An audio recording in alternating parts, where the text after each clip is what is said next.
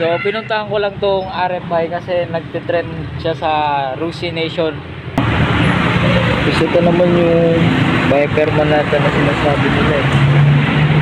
Tapos ito yung Rusi Flash na 150 pero carb na siya. Yan, carb na siya. Kasi yung akin is FI. Ayan. Maraming paslide dito ang iba't ibang brand. So ito parang gusto ko ito. Itong dirt bike. Maraming dito. Ito yung nagka-trend pero hindi pa naman siya liquid cool. Kasi yung nasa naka liquid cool na.